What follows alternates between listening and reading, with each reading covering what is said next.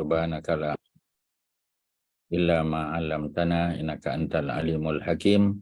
Rabbi shrah li sadri wa yassir li amri wahlul 'uqdatam min lisani yafqahu qawli. Wala haula wala quwata illa billahil aliyul azim. Tuan-tuan muslimin muslimat, ya, mudah-mudahan kita sama-sama dirahmati oleh Allah Subhanahu wa taala. Alhamdulillah, pada pagi ini ya kita sama-sama diberikan peluang sekali lagi oleh Allah untuk sama-sama kita menyelusuri ya sirah perjalanan hidup baginda Nabi SAW, dan kita menggunakan kitab Nurul Yakin fi Sirah Sayyidil Mursalin, dan insya-Allah ya kita tengok muka surat yang ke-334 ya. Jadi muka surat 334 ni adalah apa kita panggil ya. Ini cerita selepas daripada berlakunya tuan-tuan ya, berlakunya peristiwa besar ya pada tahun yang ke-10 ni.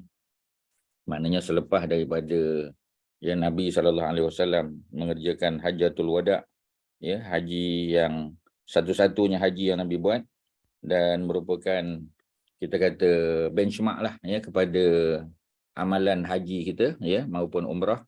Dan apabila kita menyebut Hajjatul Wada ya, hajjah di situ bukan makna perempuan yang buat haji ya, hajjatun ataupun Hajjatul Wada ya, merupakan the only haji ya, one and only haji yang Nabi buat ya, the one and only pilgrimage yang Nabi buat, yang sudah tentu menjadi benchmark lah ya, sebab tak ada haji lain yang Nabi buat. Tetapi macam tadilah ya, haji ni ada flexibility, bukan sekadar oleh kerana Nabi buat haji qiran maka kita kena buat haji qiran, tak ya, ada pilihan untuk buat haji tamattu ya. Sebab para sahabat sebahagian besarnya mengerjakan haji tamattu kerana mereka tidak membawa binatang kurban daripada kampung masing-masing. Nabi bawa ya, sebab tu Nabi melakukan haji qiran, Nabi sembelih ya binatang yang Nabi bawa daripada bumi Madinah ya, sembelih di Mekah. Macam para sahabat yang lain yang tak bawa binatang untuk dikorban ya, mereka melakukan haji tamattu ya, melakukan umrah dulu, lepas tu tunggu waktu untuk wukuf di Arafah. Jadi boleh tak ada masalah. Kebanyakan majoriti malah Nabi sebut ya, kalau ada peluang Nabi buat haji sekali lagi ya, Nabi akan buat haji tamattu. Jadi Nabi cakap Nabi akan buat ya, sebab tu sebahagian para ulama hadis menyebut ya, haji yang terbaik adalah haji tamattu kerana Nabi pun nak buat. Ya, malah sebahagian besar para sahabat telah melakukannya pada zaman Nabi. Ya, cuma peringkat awal ketika Nabi datang ni, Nabi buat haji qiran kerana kesuntukan masa. Kerana ya Nabi punya jadual penuh, pasal Nabi pemimpin negara umat Islam. Jadi banyak kabilah-kabilah delegasi daripada seluruh ya sebenarnya tanah Arab yang datang untuk menemui Nabi, bertanya soalan, minta nasihat, minta panduan dan sebagainya. Jadi dengan kesuntukan masa yang Nabi ada tu ya, dengan masa yang sangat terbatas, maka Nabi buat haji qiran yang dijamakkan ya ataupun digabungkan antara haji dan umrah. Ya, tapi kalau kita di Malaysia biasanya banyak yang buat atau ramai yang buat haji ifrad. Maknanya buat haji, selesai haji baru buat umrah. Ada tak sahabat yang buat? Ada. Ya, antaranya ialah Sayyidatina Aisyah. Jadi tidak ada isu sama ada kita nak buat sebiji macam Nabi buat haji qiran ataupun boleh memilih haji ifrad ataupun haji tamattu, tak ada masalah tuan-tuan ya. Haji ini special. Okey ya, kita cerita tentang kedatangan Dimam bin Sa'labah. Ya, jadi Dimam bin Sa'labah ni antara ya orang yang datang bertemu dengan Nabi selepas daripada peristiwa tersebut. Di antara utusan yang datang ya Dimam bin Sa'labah. Ya, Rasulullah sedang bersandar bersama-sama para sahabat. Seorang lelaki badui lah ya, lelaki kampung ni makna lelaki badui, datang dalam keadaan rambut yang kusut masai dan mulutnya bersuara tetapi tidak jelas. Ya, kita tahu orang Yaman dia ada dialek Arab Yaman. Ya, Nabi Allah bagi kemampuan, kehandalan ya untuk memahami semua dialek Arab ni. Sama ada mereka ni datang daripada Yaman ke Oman ke daripada belah mana pun, asalkan mereka ni orang Arab, bangsa Arab ya, ada dialek ataupun kita kata dia punya kolokal Arabik dia ya, Nabi boleh memahami. Allah bagi kelebihan. Tapi kalau Hebrew ya, bahasa Hebrew, bahasa Aramik dan sebagainya, Nabi Allah buat Nabi tak pandai bahasa-bahasa tersebut supaya Nabi tidak dituduh ciplak daripada kitab Taurat, kitab Injil. Kalau Nabi tahu Hebrew, nanti orang akan tuduh Nabi ciplak daripada Taurat. Kalau Nabi tahu Aramik, orang akan kata Nabi ciplak daripada Injil, ya. Jadi sebab itu Allah buat Nabi hanya pandai bahasa Arab dan semua dialek dan colloquial version, ya. Bahasa Arab tu sama ada colloquial Yamani, ya, ataupun colloquial Omani, ya, dan negara-negara lain lah, ya. Jadi Nabi mampu memahami dengan baik. Seperti mana dalam Sahih Bukhari ada disebut ketika Sayyidina Ali kata datang, ya, rombongan daripada Yaman bercakap dengan Nabi dengan dialek Yaman, ya. Nabi boleh faham, ya. Sehingga Sayyidina Ali terfikir masa bila Nabi ni belajar dialek Yaman, daripada mana, ya. Sebab Ali sentiasa bersama dengan Nabi, ya, sejak daripada Nabi mengambil Ali sebagai anak angkat, ya, ketika Nabi umur 38 tahun. Nabi umur 38, Ali umur 8. Sebab Nabi dengan Ali beza 30 tahun. Ya, Nabi itu senior 30 tahun daripada Ali.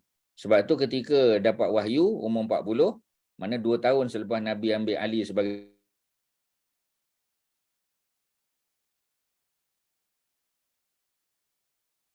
anak angkat, Nabi di rumah yang sama. Ya, jadi dia punya dia punya istilahnya keberadaan Ali dengan Nabi itu memang sejak daripada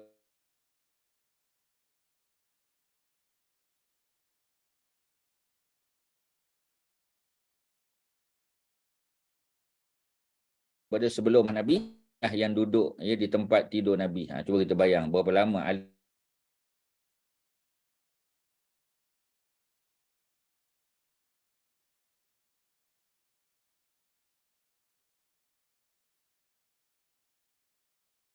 dengan Nabi. Ya.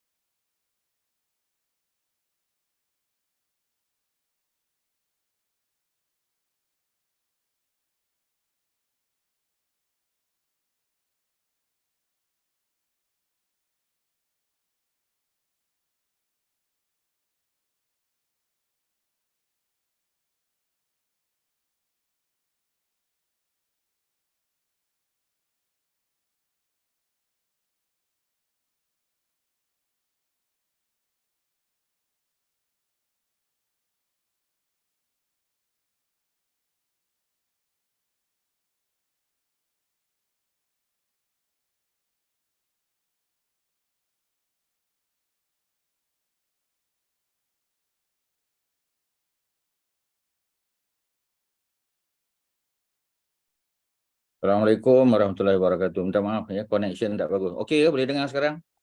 Dengar Ustaz. Okey, terima kasih ya.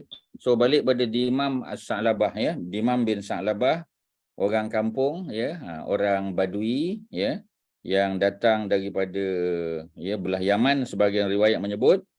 Jadi dia punya suara pun tak apa jelas ya, mungkin disebabkan keletihan ya, perjalanan yang jauh. Dia letakkan untanya di hadapan masjid, kemudian berkata, siapakah di antara kamu Ibnu Abdul Muttalib? Ya, Ibnu anak kepada Abdul Muttalib. Abdul Muttalib siapa dia, Haji Asy'ari? Abdul Muttalib? Siapa Abdul Muttalib, tuan-tuan? Tok Nabi. Ayah Nabi. Kan? Ya, Tok. Datuk Nabi. Datuk Nabi. ya, Datuk Nabi. Pasal apa dia kata anak kepada Datuk Nabi ni? Ada akad. Ada apa? Dia dibela, dijaga oleh Abdul Muttalib. Ya, secara umum memang betul lah ya, 2 tahun Abdul Muttalib jaga Nabi ya. Tetapi memang bahasa Arab bila disebut anak bukan mesti anak bapa, dia boleh juga anak datuk. Ya, jadi boleh anak datuk, anak moyang boleh je tuan-tuan ya. Sebab tu Nabi pun termasuk ya anak kepada keturunan Abdul Muttalib. Jadi walaupun Abdul Muttalib datuk Nabi, tapi tuan-tuan jangan lupa, kan kita dah cerita panjang. Orang Arab ni ya, kadang-kadang dia tidak dinisbahkan kepada bapa dia. Dia dinisbah kepada datuk dia ya. Budaya ni tuan-tuan kena faham, sebab bila kita baca sirah, baca hadis, tuan-tuan tak boleh tak faham benda tu, sebab kalau tidak nanti tuan-tuan akan lost ya. Kita jangan apa ni, anggap apa ni benda ni kita tak apa kot, take for granted, tak boleh tuan-tuan. Tuan-tuan kena faham budaya Arab, sebab Quran diturunkan dalam masyarakat yang berbudaya Arab ya. Hadis-hadis Nabi dilafazkan dalam konteks budaya Arab. Sirah Nabi sama tuan-tuan. Jadi tuan-tuan kena faham ya, bila disebut Ibnu Abdul Muttalib, anak Abdul Muttalib, bukan maknanya Nabi itu anak Abdul Muttalib ya. Jadi Nabi ni anak Abdullah. Patutnya ditanya, siapa di antara kamu adalah Ibnu Abdillah patutnya. Tapi sebab apa sebut Abdul Muttalib? Kerana orang Arab punya gaya bahasa macam tu. Ya, sebab itu kita kata contoh ya, salah seorang sahabat Nabi namanya ialah Amir ya, ataupun kita panggil sebagai Abu Ubaidah. Ya, tuan-tuan boleh catat 10 dia jamin syurga, nombor 9 ya ialah Abu Ubaidah, nama benarnya Amir, ya Abu Ubaidah tu kunyah dia. Tuan-tuan pun kena faham kunyah. Kunyah tu yang ada Abu dengan Ummu di depan dia, ya. Sebab sayang kalau kita belajar sirah, kita belajar hadis tapi kita tak ambil maklum benda ni. Tuan-tuan, benda ni penting tuan-tuan ya, kena ambil maklum, kena ambil perhatian. Jadi Abu Ubaidah ya, ataupun nama sebenarnya Amir ya, bin Al-Jarrah. Abu Ubaidah Amir bin Al-Jarrah ya. Al-Jarrah tu siapa dia? Mesti kita kata Al-Jarrah tu bapa pada Abu Ubaidah, bukan. Ya, Al-Jarrah bukan bapa dia. Al-Jarrah adalah datuk dia. Ya, sebab tu nama sebenarnya ialah Abu Ubaidah Amir bin Abdillah bin Al-Jarrah. Sebab apa tak letak apa ni Abu Ubaidah Amir bin Abdillah? Kerana apa? Ya, kerana terlalu ramai sangat orang nama tu. Jadi untuk membezakan Abu Ubaidah Amir dengan orang lain, maka dinisbah pada datuknya. Abu Ubaidah Amir bin Al-Jarrah tak ada orang lain, dia seorang je. Ya, jadi hidup zaman Nabi, Nabi iktiraf. Nabi tahu tak Al-Jarrah tu bukan bapa dia? Nabi tahu. Ya, Nabi kenal lah orang Quraisy. Ya, tapi pasal apa dinisbah pada datuknya? Untuk membezakan. Boleh tak? Jawapannya boleh. Kerana kalau salah mesti Nabi dah tegur tuan-tuan ya. Sekejap tuan-tuan ya.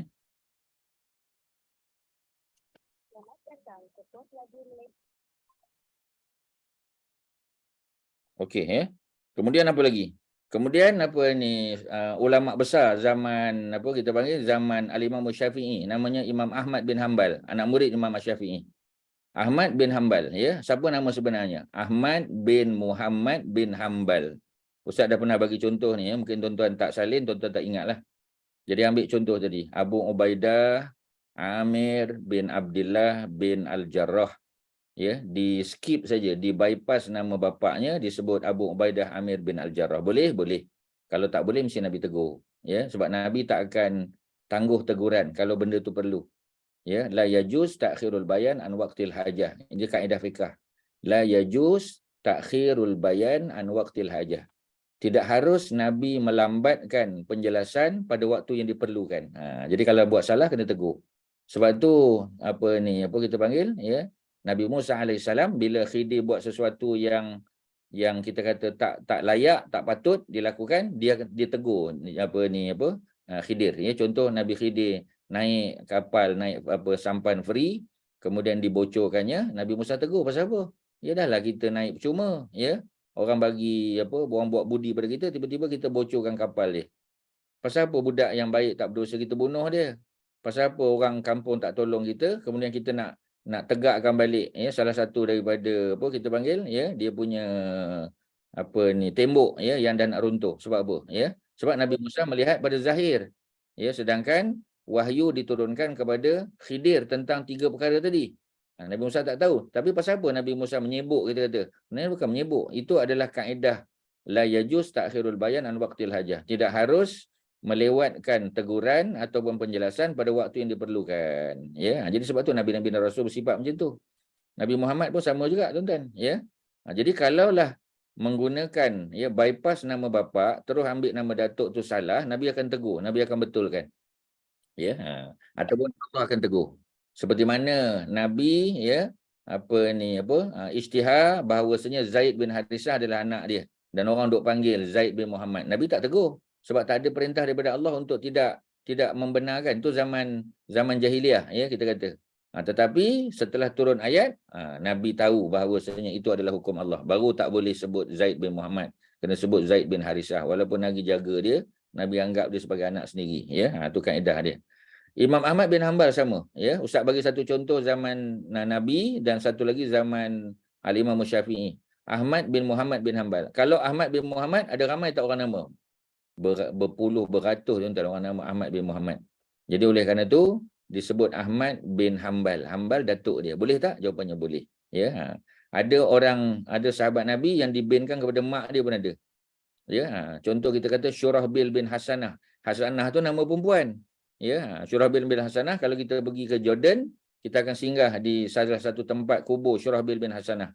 Ya, beliau adalah salah seorang panglima perang zaman Muaz bin Jabal, ya, zaman Abu Ubaidah bin Al-Jarrah, zaman Khalid bin Al-Walid, tuan-tuan.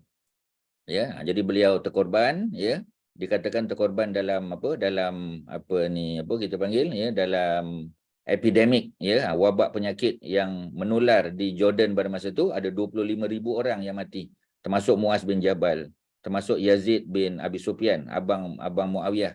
Ya, dikatakan juga termasuk Syurahbil bin Hasanah. Ya, Hasanah tu nama perempuan. Kalau Syurahbil bin Hasan, okey. Syurahbil bin Hasanah, pasal apa? Hasanah tu nama mak dia. Pasal nama bapa dia common, ya, dikatakan namanya juga Syurahbil bin Abdullah. Tapi kalau Syurahbil bin Abdullah, berlambak orang nama yang sama. Boleh tak dibinkan kepada nama mak? Boleh. Tak mesti dia anak luar nikah dah. Ya, memang kita kata Isa, ya, Isa ibnu Maryam, betul. Kerana tak ada bapa, ya. Tapi boleh tak dalam budaya Arab dibinkan kepada mak untuk membezakan dengan orang lain? Boleh, tuan-tuan. Tak ada masalah. Ada berlambak lagi, tuan-tuan. Kalau nak bagi contoh. Cukuplah 3 Ustaz bagi. 1 Abu Ubaidah Amir bin Al-Jarrah, nombor 2 Imam Ahmad bin Hanbal, nombor 3 Syurahbil bin Hasanah. Hasanah tu nama perempuan. Ya, Hasanah takkan lelaki kan, Hasanah perempuan lah. Jadi itu dia punya kaedah, ya, dalam bahasa Arab ni. Jadi kalau disebut Ibnu Abdul Muttalib, boleh tak? Boleh. Patutnya Ibnu Abdillah. Ya, tapi sebab apa bypass nama bapa? Kerana memang kalau banding dengan Abdillah, ya, Abdul Muttalib tu jauh lebih terkenal. Ya, malah Abdul Muttalib, ya, terkenal kerana beliau lah yang menemui telaga Zamzam, ya, yang telah hilang ratusan tahun, tuan-tuan. Ya, itu kalau Ustaz boleh cerita, ya, lebih detail penjelasan mengapa disebut Ibnu Abdul Muttalib. Ada soalan? Silakan.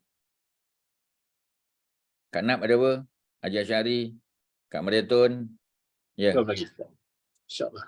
Tak ada, ya. Kak Zainab okey? Okey Ustaz. Tak ada lagi.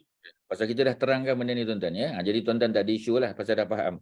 Cuma sama tuan-tuan ingat atau tidak tu je, ya. Jadi ambil maklum, ya, bahawasanya ini budaya Arab. Kena sikit-sikit belajar budaya Arab. Sebab Nabi tu orang Arab, para sahabat orang Arab, mereka hidup dalam suasana Arab. Konteksnya konteks Arab, tuan-tuan. Jadi kita kena tahu sikit sebanyak budaya dia supaya bila kita baca sirah, kita baca hadis-hadis Nabi, kita boleh faham dengan baik, ya. Ustaz, Jadi dia pun tanya, ya. Syurah tu tadi bapa dia, nama dia apa? Yang mana? Syurah. Syurahbil. Syurah bin Bil. Syurahbil, bukan Syurah bin. Syurah bin Hasanah. Nama mak dia Hasanah. Bapak dia dikatakan Abdullah. Okey, terima kasih. Bukan Syurah bin. Ya. Dapat Bil. Syurah bin. Syurah bil. Balam. Shin. Ra. Tuan-tuan kena tulis Jawi baru dapat tuan-tuan. Tulis Rumi dia nanti sangkut nanti. Shin. Ra. Ha. Ya. Shin. Ra. Ha. Ya. Ba. Ya. Lam. Ya. Syurah bil. Ada sebagian kata balam saja. Syurah bil. Ya. Ataupun syarhabil. Dua-dua boleh panggil. Ya. Balam lah lebih tepat. Tak ada ya. Shin. Ra. Ha. Salin. Shin. Ra. Ha. Balam. Ya, boleh panggil syurah bil, boleh juga sebut syarhabil, dua-dua boleh terima. Terima Ya, kasih, Ustaz. ya, okey, bin Hasanah ya, bin Hasanah maknanya anak lelaki kepada mak dia. Betul lah, memang dia anak lelaki kepada mak dia macam Nabi Isa. Anak lelaki kepada mak dia lah Maryam. Ya, tapi boleh tak? Ya, kita sebut nama bapa dia boleh, tapi sebab terlalu ramai yang nama Syarhabil bin Abdullah tu. Sebab itu dia bypass saja nama bapa dia, tukar pada nama mak dia. Ada masalah? Tak ada masalah. Kalau ada masalah, Nabi akan tegur. Kerana kaedahnya, Nabi dan Rasul, kita juga bila melihat sesuatu perkara yang bersalahan dengan syarak, kalau kita tahu benda tu salah, kita kena tegur secepat mungkin. Kita tak boleh tunggu-tunggu tuan-tuan ya. Okey, itu cerita dia. Ustaz, soalan Ustaz. Ya, silakan. Yang 10 sahabat yang dijamin syurga tanpa hisap tu, Ya. yang perempuan kenapa pula tak ada ya Ustaz ya? Bukan tanpa hisap. Dia dijamin syurga. Dijamin syurga bukan mesti makna tanpa hisap. Oh ya ke? Yang tanpa hisap tu orang yang mati syahid dalam perang, ya. Jadi daripada 10 tu, ada tak yang mati syahid dalam perang? Ada. Ya, Abu Bakar tak mati dalam perang. Ya, Umar mati dibunuh dalam masjid. Osman dibunuh ketika baca Quran. Ali dibunuh di luar masjid, bukan dalam perang. Tapi dibunuhlah, syahidlah, ya. Kemudian siapa yang mati dalam perang dari antaranya? Jihad fisabilillah. Antaranya ialah Az-Zubair, ya. Abdurrahman, ya tak juga. Abdurrahman. Sa'ad bin Abi Waqqas tak. Az-Zubair kena bunuh dalam perang lawan dengan Sayyidina Ali. Kan? Perang Jamal. Perang Jamal tu Abdurrahman Az-Zubair nombor 7 dan nombor 8 siapa tadi? Talha bin Ubaidillah. Dua-dua tu menemani Aisyah untuk pergi ke Iraq, ke Kufah bertemu dengan Ali. Tujuan mereka untuk bincang. Tapi ada third party, golongan ketiga pemberontak, mereka laga-lagakan Ali dengan Aisyah berlaku peperangan. Ya, Az-Zubair nombor 7 dan nombor 8 Talha, ya, dua-dua dibunuh. Jadi mereka yang mati syahid. Ya, kemudian Abu Ubaidah Al-Jarrah tak mati syahid, ya. Dia bukan mati syahid dalam perang, dia mati kerana wabak penyakit. Ya, Sa'id bin Zaid pun tak juga. Jadi kalau kita nak sebut 10 dijamin syurga tanpa hisap tu boleh dipertikaikan lagi. Sebab bukan semua mati dalam keadaan syahid, ya. Jadi ada yang perempuan yang dijamin syurga? Ramai lagi, berpuluh lagi. Semua isteri Nabi dijamin syurga. Yang 10 sahabat lelaki ini yang di-highlightkan but not the perempuan ya? Sebab perempuan automatik isteri Nabi di dunia adalah isteri Nabi di syurga. Jadi tak perlu sebut dah. Pasal understand. Ya. Dan selain daripada isteri dia? Selain daripada isteri dia ada keluarga keluarga Ammar bin Yasir, Sumayyah, ya, bapa dia Yasir dan juga anak dia Ammar. Ya, jadi mereka juga dijamin syurga. Mana tahu Nabi sebut, Nabi kata sabran ya ala Yasir, wahai keluarga Yasir, 3 orang tadi. Sumayyah, suami dia Yasir dan anak dia Ammar. Ya, sabran ya ala Yasir, bersabarlah wahai keluarga Yasir, inna mau'idakumul jannah, sesungguhnya janji Allah kepada kamu adalah syurga. Perkataan Nabi tu, ya, menjadi dalil bahawasanya tiga-tiga tu adalah dijamin syurga. Ya, tetapi macam tadilah, ya, Sumayyah dibunuh, ya, suaminya Yasir dibunuh juga. Ammar tak dibunuh pada waktu tu. Tapi Ammar dibunuh tak? Ammar dibunuh kemudian nanti. Ya. What's the significance of these 10 people compared to Ammar Yasir family ni?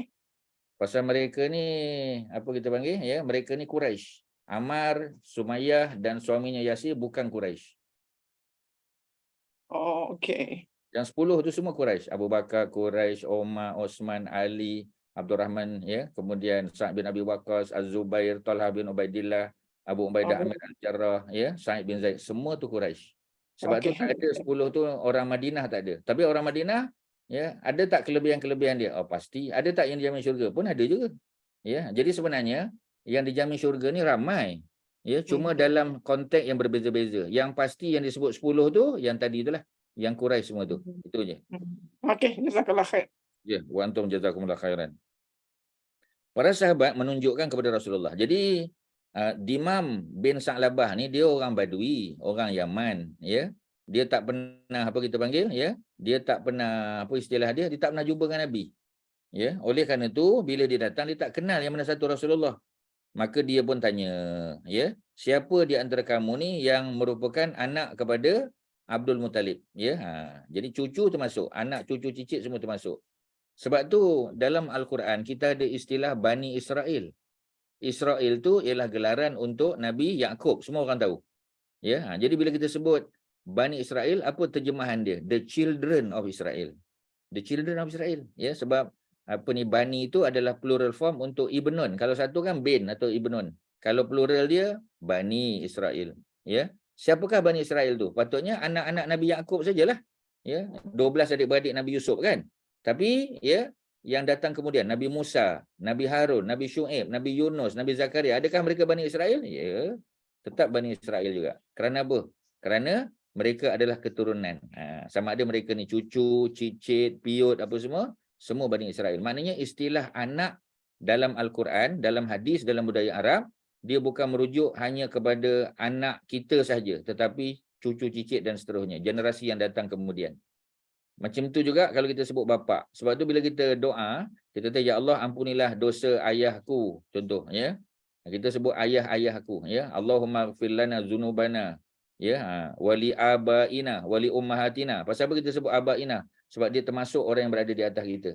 Mak bapak kita, mak bapak mertua, ya. Insya-Allah termasuk juga mak bapak susuan kita, termasuk juga datuk, ya, termasuk moyang dan sebagainya. Sebab istilah Arab, ya, dia umum, dia komprehensif, tuan-tuan.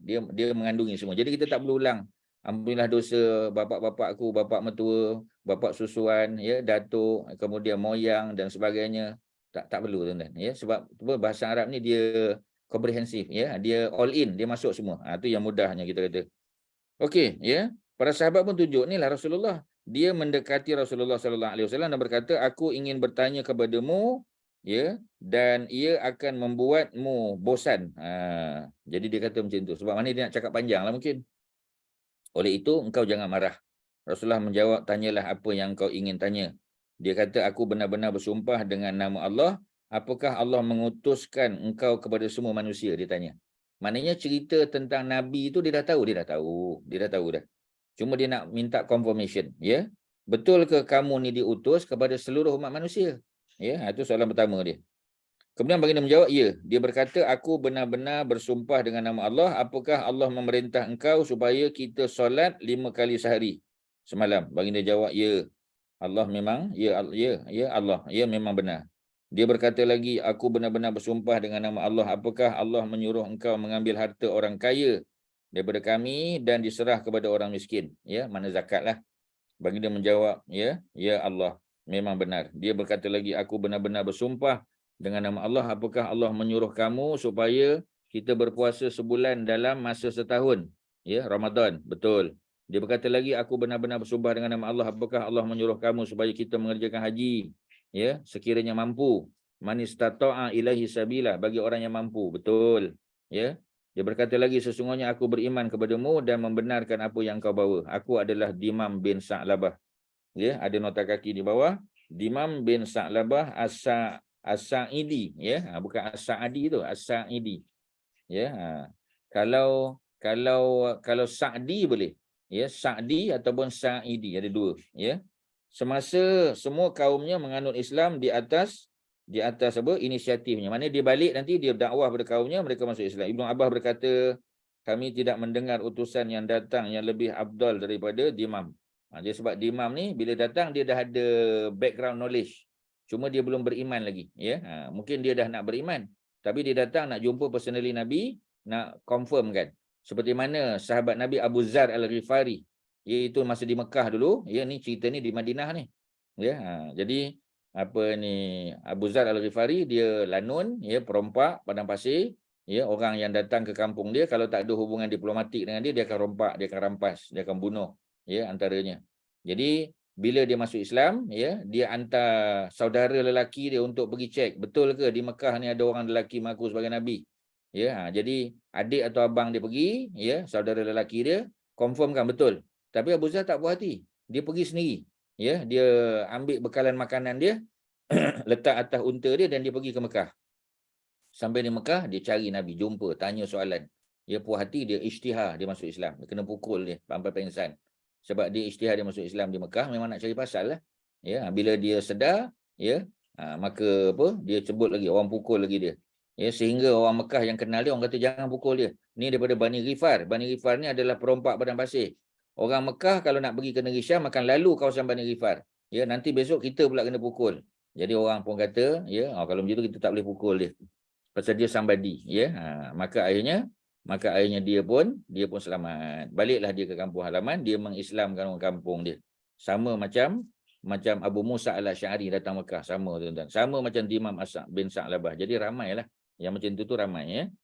Okey, jadi semua kaumnya masuk Islam. Ibn Abbas berkata, kami tidak pernah mendengar delegasi atau wakil utusan yang datang, ya, ke jumpa dengan Nabi yang lebih utama daripada Dimam, ya, bin Sa'labah. Okey, selesai tuan-tuan, ya. Jadi apa ni cerita Dimam bin Sa'labah, ya, ada kisah dia ni, ya. Ada kata dia ni seorang ahli apa kita panggil ahli ruqyah. Beliau ni orang suka menjampi serampah macam pawang lah. Ya, jadi dia apa kita panggil, ya, dia dengar apa yang Nabi sebut, ada dialog dia tuan-tuan, ya.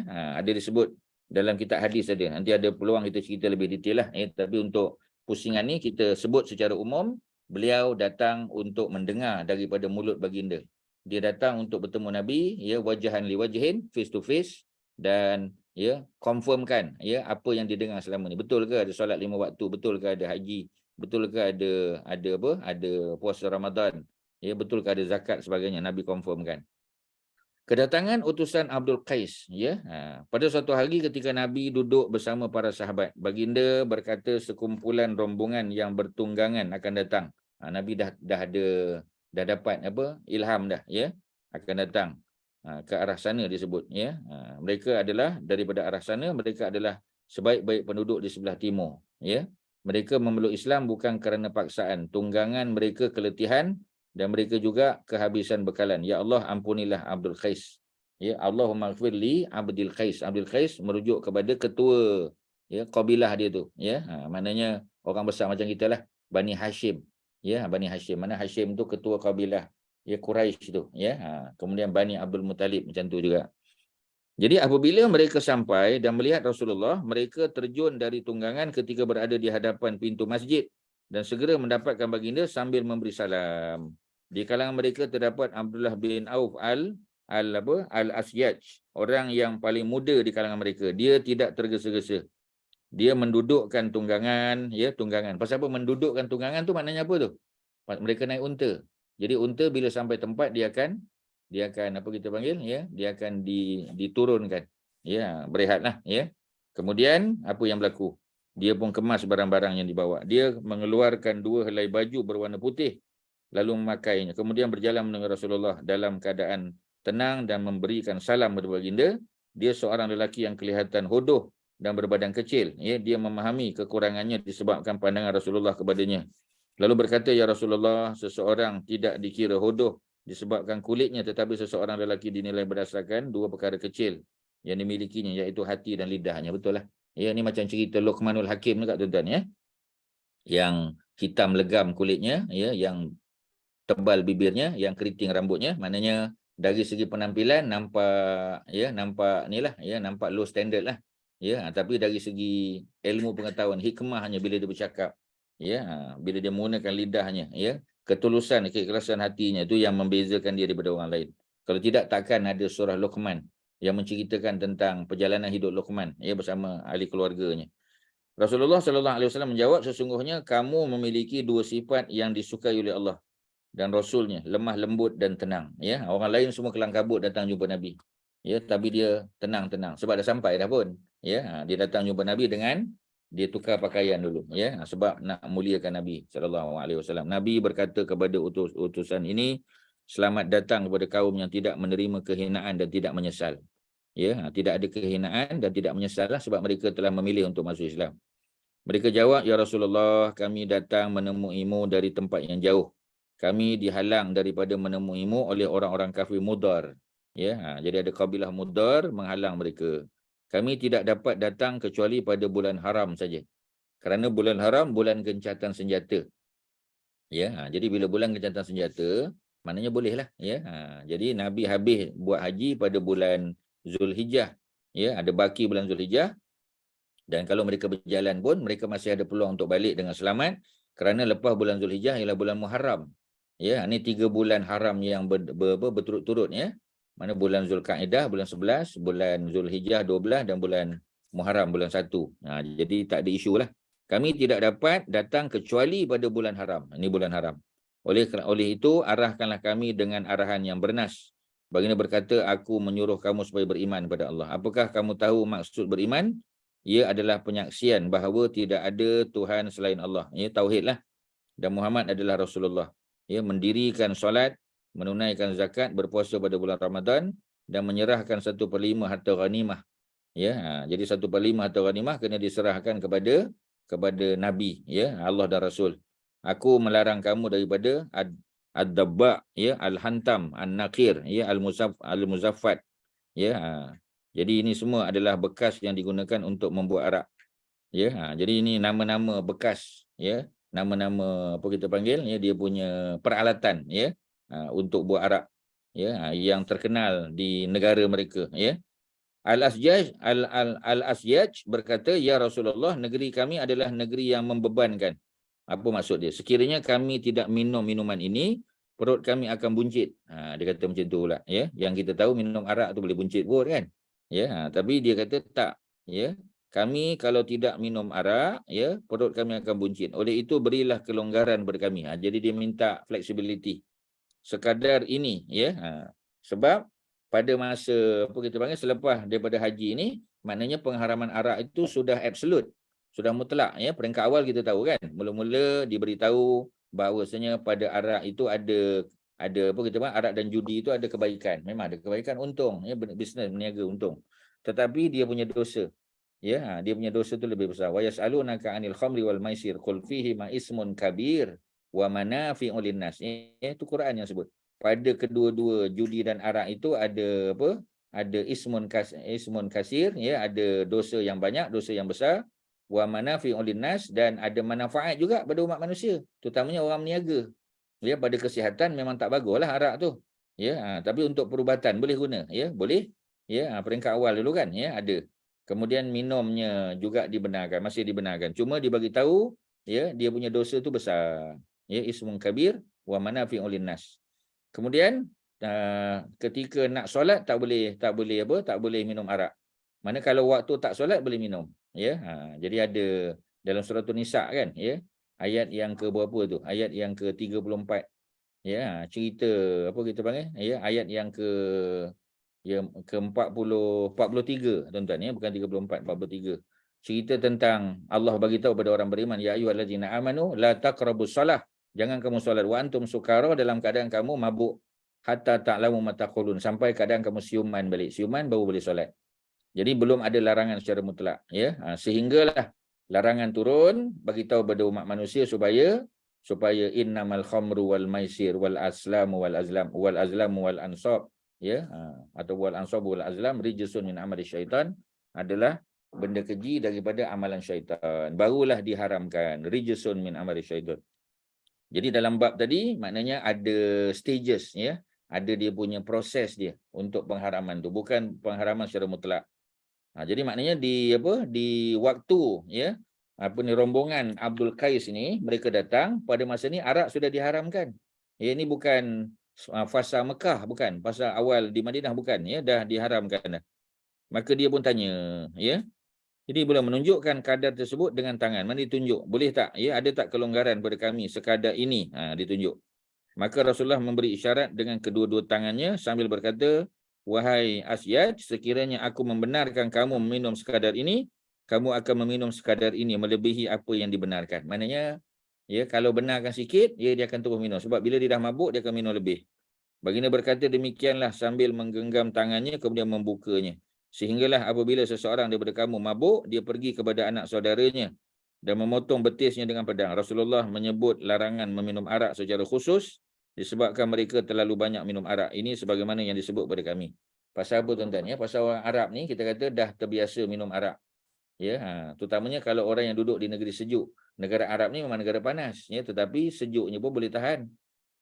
Ya, di Madinah contoh kan, ya. Tuan-tuan dah biasa pergi Madinah. Kalau kita pergi musim sejuk bulan 12 hujung ataupun awal bulan 1, ya, subuh pagi tu boleh 6 darjah Celsius. 6 darjah tuan-tuan, ya, 6 darjah, 8 darjah, maknanya sejuk tu. Ya, jadi tidak menjadi apa kita panggil, ya, tidak menjadi sesuatu yang tak logik lah, ya, logik lah maknanya. Ya, kalau mereka nak memanaskan badan, ya, dengan meminum arak tadi, ya. Tapi sudah pasti, ya, bila kita sebut tentang arak ni, ya, dia alasan sajalah, ya, orang nak minum, ya, kerana nak memanaskan badan kononnya. Tetapi macam tadilah, bila dah minum sikit dia akan minum banyak lagi. Jadi oleh kerana itu tak boleh, Nabi tak benarkan. Maknanya selesai di situlah, ya. Kalau kita belajar sebelum ni, ya, orang Taif kan, Bani Saqif ketika mereka masuk Islam, sama juga. Ya, mereka pun minta flexibility, ya, nak judi, nak arak, ya, tak nak solat, ya, macam-macam. Lagi banyak songel dia. Lagi banyak dia punya apa kita panggil, dia punya permintaan dia. Ya, tapi Nabi jawab dengan hikmah dan akhirnya mereka menerima, ya, bahawasanya semua itu termasuk larangan Allah, tak boleh. Kedatangan utusan Bani Hanifah pula. Bani Hanifah daripada mana? Daripada Yamamah, ya, pusat, ya, apa ni, penanaman gandum, ya, dan juga Bali. Musailamah Al-Kadzab menyertai rombongan utusan Bani Hanifah. Sebelum itu dia pernah berkata sekiranya dia menyerahkan urusan ini kepadaku selepas kewafatannya, aku akan mengikutnya. Dia dah bagi syarat dah. Kalau Nabi, ya, serahkan jawatan kenabian kepada Musailamah selepas Nabi wafat, maka masa Nabi hidup dia akan follow Nabi, dia akan ikut. Rasulullah menyambut kedatangan mereka. Ketika itu Sabit bin Qais bin Syammas berada bersama-samanya dan baginda memegang sepotong pelepah kurma. Rasulullah berdiri di hadapan Musailamah yang berada bersama-sama sahabatnya lalu berkata, sekiranya engkau meminta potongan pelepah ini daripadaku, aku tidak akan beri kepadamu. Ya, pasal kita tahu dah, orang minta jawatan Nabi tak akan bagi. Ya, Abu Zar Al-Ghifari kan, ya, orang yang sangat zuhud, banyak sembahyang malamnya, banyak puasa sunat, banyak sedekahnya, banyak ibadahnya. Tetapi oleh kerana dia tidak ada karisma kepimpinan, ya, dia tak ada kelebihan, ya, dalam bidang apa ni pemerintahan dan pentadbiran, Nabi tak bagi dia. Nabi kata, ya, apa ni, inni araka ya Abu Zar, ya, wahai Abu Zar, sesungguhnya aku melihat engkau dhaifan, lemah. Ya, wa innaha al-amanah, ya, sesungguhnya apa yang kau nak minta ni adalah satu amanah. Ya, wa innaha, ya, yaumal qiyamah, dan amanah yang tidak dapat dilaksanakan pada masa di dunia ni, nanti di hari kiamat, ya, yaumal qiyamah, nadamah, akan menjadi ke apa kita panggil, akan jadi penyesalan. Ya, akan jadi khizyun wan nadamah, akan jadi kehinaan, ya, dan juga penyesalan. Menyesal, ya, orang yang minta jawatan tapi tak dapat melaksanakan dengan baik, besok di akhirat akan menjadi sebab untuk hina dia dan untuk menyesal dia. Kalau lah aku tak pegang jawatan tu kan bagus. Tapi tak ada guna lah tuan-tuan. Menyesal kemudian, ya, tidak ada berguna lagi. Okey, ya, itu dia punya apa kita panggil, ya, dia punya cerita dia. Maknanya Musailamah Al-Kadzab minta jawatan dan Nabi tidak bagi pada dia. Ya, ada sepotong pelepah kurma di tangan Nabi. Nabi kata, ya, ni, yang ni pun aku tak akan bagi kepada dia. Aku akan memperlihatkan kepadamu apa yang aku lihat di dalam mimpi. Jadi Nabi ada mimpi tentang perkara ni. Rasulullah bermimpi terdapat 2 gelang emas di tangannya. Ya. Ini merisaukan baginda. Dengan itu Allah mewahyukan kepada baginda supaya meniup kedua-duanya dalam mimpi itu. Baginda meniup dan kedua-duanya terbang. Apa yang dilihat dalam mimpi ditakwil sebagai wujudnya 2 orang pembohong, ya, Al-Kadzab, yang mendakwa diri sebagai Nabi selepas kewafatan baginda. Salah seorangnya ialah Musailamah yang sedang datang ni. Dan keduanya ialah Al-Aswad Al-Insi. Ya, Al-Aswad Al-Insi ataupun Al-Aswad Al-Ansi. Ini pembesar Sana'a, orang Yaman. Kalau Musailamah Al-Kadzab daripada Yamamah. Yamamah ni dekat Bahrain sana tuan-tuan. Ya, dekat Bahrain. Bukan dalam Bahrain lah, dekat-dekat nak sampai ke Bahrain. Kawasan Subur lah pada masa tu, pertanian apa? Pertanian apa ni, gandum dan juga Bali. Ya, kita tahulah gandum biasanya ditanam side by side dengan Bali inilah. Ya, cuma Bali lebih murah, ya, kalau gandum lebih mahal. Kerana itu dalam hadis-hadis Syama'il Muhammadiyah, kalau kita baca riwayat Imam At-Tirmizi, ya, Nabi di rumah makan kita panggil tepung yang dibuat daripada bali, bukan daripada gandum. Kerana bali lebih murah. Ya, dia panggil syair. Ya, jadi Nabi tidak makan yang, melainkan orang jemput Nabi makan lainlah, ya, tapi untuk keluarga Nabi di rumah, Nabi hanya makan roti. Kalau roti yang dibuat daripada tepung bukan tepung gandum tapi tepung syair, ya, maknanya kalau terjemahan biasa disebut gandum bermutu rendah, bukan gandum, tuan-tuan, ya, itu adalah bali yang memang harganya lebih murah, ya, yang teksturnya lebih bagus, ya, tetapi tidak berbau, ya, dan dia agak keras sikit, ya, tapi bagus. Sebab tu kalau di negara Arab, kalau kita masuk hospital, ya, ataupun kita sakit perut, dia akan sarankan kita makan roti bali, bukan roti gandum. Roti gandum lebih sedap, dia lebih harum baunya, ya, tetapi dari segi khasiat bali jauh lebih baik, tuan-tuan, ya. Okey, itu di negara Arab macam tu. Jadi ada Aswad Al-Ansi, ya. Al-Aswad Al-Ansi ini adalah nabi palsu juga, macam Musailamah. Jadi Nabi dah mimpi, ya, melihat, ya, Nabi kita panggil, ya, terdapat 2 gelang emas di tangan Nabi. Jadi Allah perintah Nabi untuk tiup, terbang dia. Mana dua-dua akan mati, akan dibunuh, akan hancur, tuan-tuan. Kedatangan utusan, ya, At-Ta'i, ya. Tuan-tuan jangan baca Toy pula, ya. At-Ta'i. Serombongan, ya, disertai oleh Zaid Al-Khalil. Ya, Zaid Al-Khail, ya. Zaid Al-Khail, mana Zaid Al-Khail? Al-Khail tu mana kuda. Ya, ketua mereka Rasulullah berkata mengenainya, semua lelaki Arab yang disebutkan kepadaku, aku mendapatinya indah kata daripada rupa, kecuali Zaid bin Khail. Rasulullah menamakannya Zaid Al-Khair, ya, Al-Khair yang baik. Ya, kalau Al-Khail kuda, ya. Jadi Zaid kuda sebab mungkin kehebatan dia menunggang kuda. Ya, jadi Nabi tukar namanya. Maknanya boleh tak tukar nama? Boleh. Kalau nama tu tak elok, nama tu tak bagus, ya, nama tu ada konotasi negatif, maka Nabi tukarkan. Boleh, jawapannya boleh, tuan-tuan. Sirah, ya, adalah penceritaan, tetapi dia mengandungi hukum, ada legal impact dia. Ya, ada hukum hakam fiqh syariah dia ada, tuan-tuan. Kedatangan utusan Kindah. Sebelum tu ada soalan, silakan, ada apa? Tuan-tuan, ya.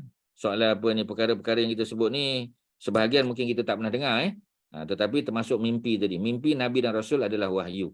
Ya, ra'yul atau ru'yal anbiya, ya, wahyun. Ru'ya, apa makna ru'ya? Mimpi. Ya, al-anbiya, ya, sama ada kita panggil, ya, yang bermimpi itu nabi mana tak peduli, ya. Nabi dan Rasul, mimpi-mimpi mereka termasuk wahyu, ya. Nabi Ibrahim mimpi sembelih anak. Nabi Muhammad SAW banyak mimpi dia, antaranya mimpi tadi pakai gelang emas, ya. Gelang emas tak boleh lelaki, jadi mesti disingkirkan, ya. Rupanya itu adalah alamat akan munculnya 2 orang nabi palsu. Ya, kalau tuan-tuan, kalau Ustaz sekadar boleh tanya-tanya tuan-tuan, ya. Tuan-tuan ingat tak apa mimpi yang Nabi pernah alami dalam hidup Nabi, tuan-tuan? Nabi Muhammad SAW. Mimpi yang akhirnya jadi kenyataan. Mimpi yang merupakan petunjuk, ya, supaya Nabi buat sesuatu. Kalau Nabi Ibrahim kita tahu mimpi sembelih anak, tu clear. Nabi Yusuf, ya, dia tak mimpi. Tapi Nabi Yusuf mentadbir mimpi orang. Ya, raja yang bermimpi 7 lembu kurus makan 7 lembu gemuk. Dia takwilkan, dia tafsirkan. Macam Nabi Muhammad, apa antara mimpi yang tuan-tuan kalau ingat? Ya, Kak Mariatun. Dia umrah, Ustaz. Mimpi macam mana tu? Dia pakai serba putih. Okey, kemudian? Tawaf keliling Baitullah. Dia tawaf. Tawaf keliling Baitullah dalam mimpi, ya. Jadi akhirnya bila mimpi itu datang beberapa kali, Nabi pun faham itu adalah isyarat daripada Allah bahawasanya umrah sudah dibenarkan. Umrah ni bukan haji lagi. Itu tahun yang ke-6 kan. Cuma bila Nabi sampai di Mekah, Nabi telah dihalang oleh Khalid bin Al-Walid, ya, oleh pimpinan Quraisy, ya. Mereka tak benarkan Nabi datang. Mereka tuduh Nabi datang untuk perang. Maknanya tuduhan-tuduhan pembohong ni, tuan-tuan, daripada dulu dah ada dah. Cuba tuan-tuan bayang, Nabi dan para sahabat datang pakai ihram. Ya, bukan pakai baju besi, bukan pakai topi besi, bukan bawa senjata berat. Ya, tapi orang kafir ni nak jadikan alasan. Dia kata kamu datang ni nak perang dengan kami. Mana perang apa? Ya, bila kata perang dia pakai pakaian perang. Ya, ini bukan pakai perang. Ya, datang bawa apa kita panggil, ya, bawa senjata yang tersarung, bukan senjata terhunus. Ya, tapi mereka tak nak benarkan.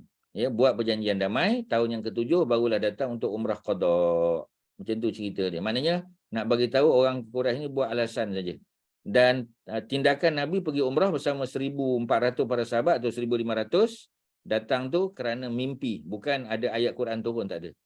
Ya, itu antara mimpi Nabi. Ada banyak lagi, ada banyak, tuan-tuan. sebelum berlaku perang Uhud, ya. Ketika apa lagi kita kata, ya, macam tadilah, ya, ada banyak, ya, contoh-contoh mimpi yang kalau kita senaraikan ada berbelah-belah, tuan-tuan. Ya, yang akhirnya menjadi kenyataan. Ada banyaklah. Ya, antaranya Nabi mimpi, ya, ada binatang disembelih. Ya, menunjukkan ramai para sahabat yang akan terkorban dalam perang Uhud. Ya, Nabi punya pedang, sumbing pedang Nabi itu sebelum berlaku perang Uhud ada. Ya, tapi benda-benda macam ni kadang-kadang kurang kita bagi perhatian. Ya, sebab apa, kita rasa benda tu macam mainan tidur. Tak, bukan mainan tidur. Kalau berlaku pada Nabi dan Rasul, dia adalah wahyu, tuan-tuan. Okey, ya.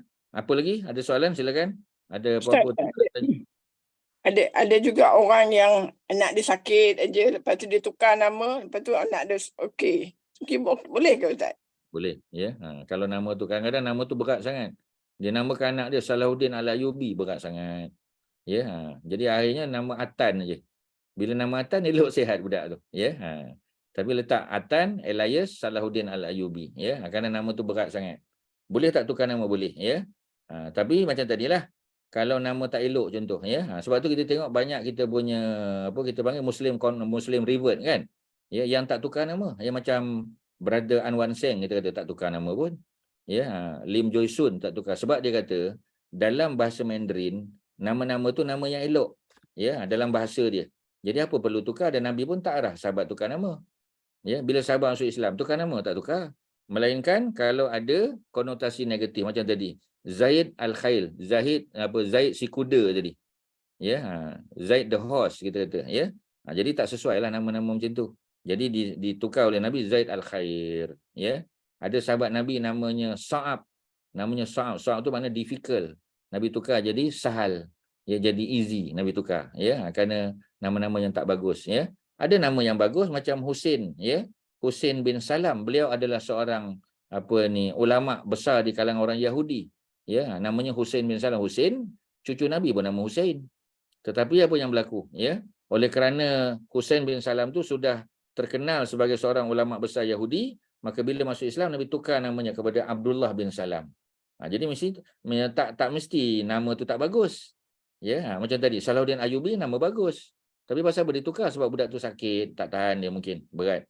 Nama Atan elok sihat dia, segar bugar budak dia. Ya, jadi maknanya adalah dalil untuk kita mengguna pakai kaedah bahawasanya kalau nama tu berat sangat ke ataupun boleh buat sakit ke atau sebagainya, boleh kita tukar dengan nama-nama lain yang lebih mudah, yang lebih baik, yang konotasinya lebih positif, boleh je, tak ada masalah. Ya, Kak Nomah.